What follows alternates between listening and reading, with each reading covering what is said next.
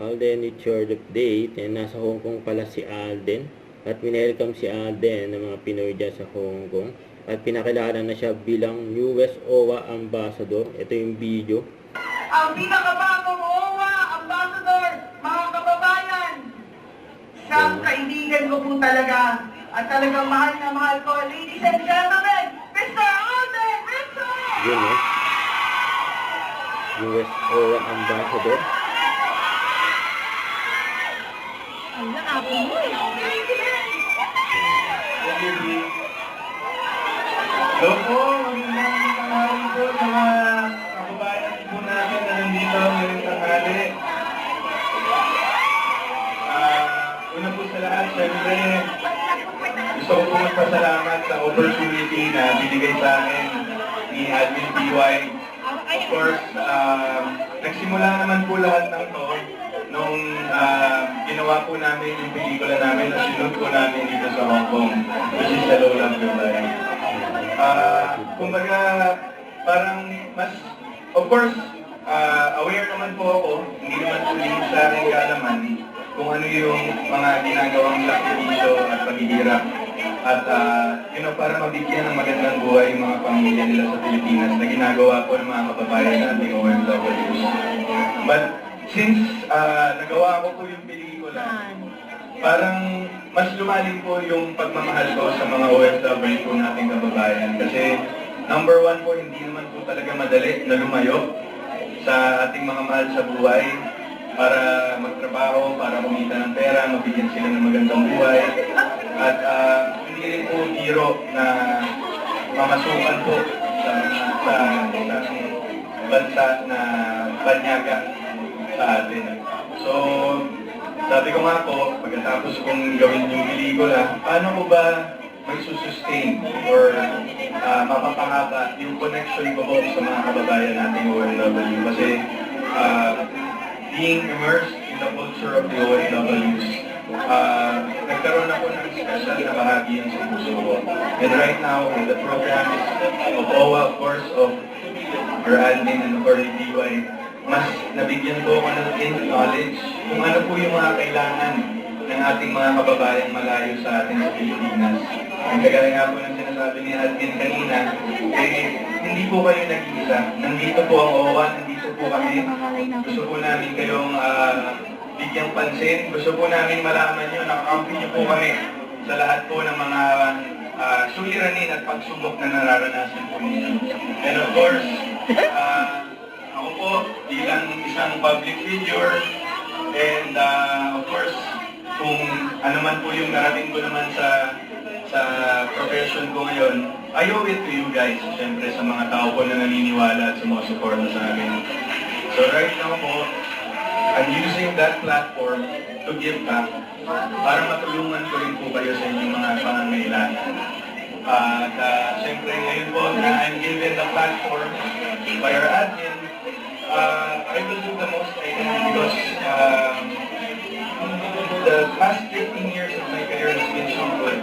Nabago po na po yung buhay ko, but I really do believe na kaya po ako nalagay sa position ko ngayon is alam ni Lord na ibabalik ko po yun sa mga taong nangangailangan, which is isa po yun sa mga mission ko sa habang nandito pa po ako sa industriya namin. Pero tuloy po, nakakatawa lang din po kasi marami pong nalakang programs ng OWA na hindi ko po alam before, but right now what I'm really championing is very sure na program. Because marami po sa atin, minsan, especially po, kalungkutan na yun, namalayo tayo sa mga pamilya natin sa Pilipinas. And it adds more weight, knowing na hindi natin sila nakakasama sa mga pang-araw-araw nating buhay. Siyempre na kailangan natin magtrabaho, kailangan natin magsumika para sa kinabukasan nila. Pero yun po yung gusto namin maiparamdam sa inyo na yung paghihirap niyo po hindi sinasayang, hindi yun nasasayang dahil may mga institution po at may mga tao po na kumakita ang tulong para sa inyo. Dahil, syempre kahit pa paano, despite of everything that's happening in our country right kailangan yung paggawa ng mabuti, hindi tayo napapagod gawin yun. Diba? Paggawa Malay na yung nagbibideo. wala naman kapalit. Ang paggawa ng mabuti, hindi naman lagi, hindi naman kinakailangan lagi sa material na bagay. Especially po yung presensya ko po dito ngayon, so walang po sabihin na wala akong bayad to. Wala po akong monetary in return. It's just my way of giving back po sa mga kababayan natin. And I guess that's what really matters. At dito naman sa buhay natin, hindi naman tayo nanghihingi ng puntos sa mga tao sa paligid natin. Nanghihingi tayo ng puntos kay Lord. And I guess that's what really matters. So with this platform and with this opportunity that I have with OWA, habang nandito si Ate natin, patali ko po kasi talagang kaibigan si Tiwai, family friend ever since. And then, sana, yes. Pero siyempre alam ko, yung iba sa atin, yung iba po sa inyo na narito ngayon, siyempre tayo sa mga Pilipino, madali tayong magtago ng mga hirap natin sa buhay through our smiles. But sometimes kasi minsan, based on experience, pag nakakausap na natin, or pag nakakausap na natin individually, mga kababayan natin na nasa ibang bansa, doon lumalabas yung mga nandito sa loob. Iba kasi yun eh, pag nagkaroon na ng chance magpakausap, di ba? Siyempre tayo, the Filipinos are so resilient that we're built to endure everything that we feel, the sadness that we feel, the emptiness that we feel. But right now kasi, based on experience din po, all the more that we neglect those feelings, all the more na sinasuntabi natin yung mga bagay na nagpapabigat sa atin. Baka kasi sinilin niya tayo sa dulo. Pagkawa mo Kaya mas maayos po at May mas tulong ka din yan. maayos po sa ating lahat. Ayaw mo.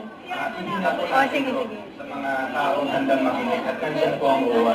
Siyempre, may mga programa po ang OWA para sa ating mga kababayang OFW na kailangan ng pag-usap. And I've heard na there's such programs na OWA na mismo yung nangungulit sa mga kababayan natin at kinakamusta sila. Kasi masarap sa pakiramdam na may nakakamusta sa atin, di ba?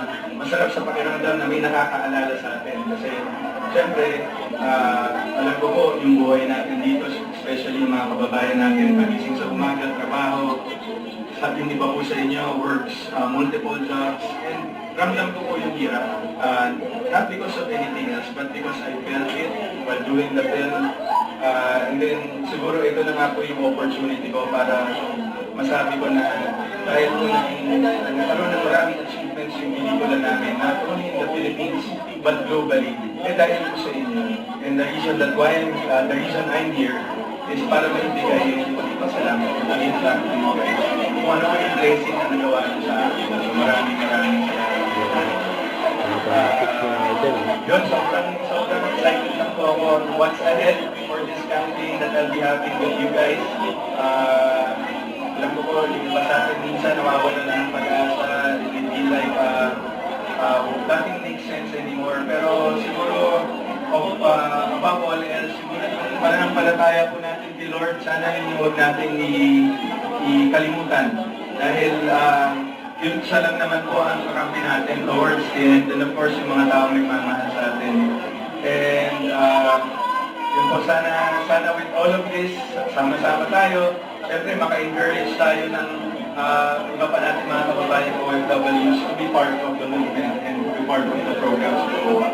So, papasalamat po ako ulit, of course, to OWA, to everyone who's here, and yun po, I'm very glad to be here and to be part of OWA as your new ambassador for mental health. Maraming salamat. Grabe talaga. Grabe yun, no? Don't forget to subscribe, click the notification bell for more updates. This is Richard Reaction Vlog. Stay tuned for more videos. See ya.